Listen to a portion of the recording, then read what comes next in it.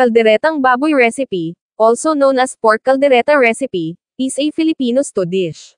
Kung nagustuhan nyo ang ating videos huwag mahihiyang mag-iwan ng komento sa ating comment section. Maari ko bang malaman kung taga saan lugar kayo para masendokan ko kayo ng aking niluluto? Paki-like and share na lang po para lagi kayong updated sa ating mga videos. Maraming salamat po. Shoutout po sa ating masugid na taga-subaybay sa page na ito.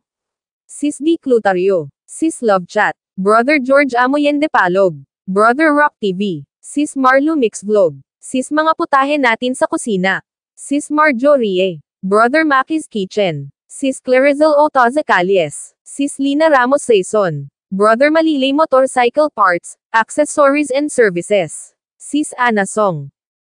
Ang pagkain ng baboy na ito ay niluto sa isang tomato sauce na may mga pampalasa at mga gulay upang gawin itong parehong masarap at masustansya.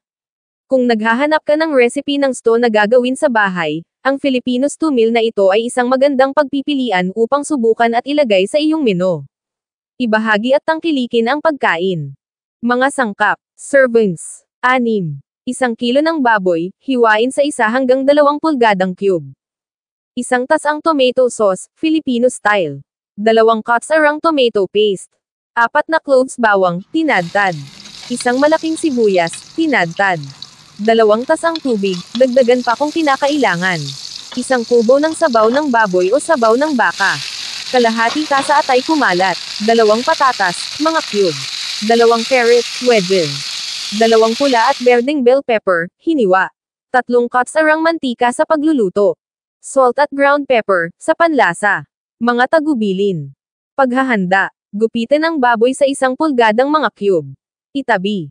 Balatan, hiwain, at i-cube ang mga gulay, pagkatapos ay alisan ng balat at i-chop ang bawang at sibuyas. Nagluluto. Sa 1 kaldero, painitin ang mantika. Igisa ang bawang at sibuyas sa pinainitang mantika. Ilagay ang baboy at igisa kasama ang mga pampalasa hanggang sa maging matingkad na kayumanggi ang karne. Haluin ang tomato sauce at hayaang kumulo. Pagkatapos ay magdagdag ng 2 tasa ng tubig at pakuluan, pagkatapos ay magdagdag ng 1 cube ng sabaw ng baboy o 1 cube ng sabaw ng baka. Takpan ang palayok at kumulo sa katamtamang mababang init sa loob ng 45 minuto o mas matagal pa. Idagdag ang mga carrot at patatas. Takpan muli, at hayaang maluto ng 5 minuto. Idagdag ang liver spread at ihalo. Idagdag ang tomato paste at ihalo. Pagkatapos ay idagdag ang bell pepper at ihalo.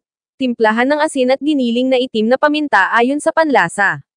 Haluin at hayaang maluto ng 5 minuto o hanggang sa bahagyang lumapot ang sauce.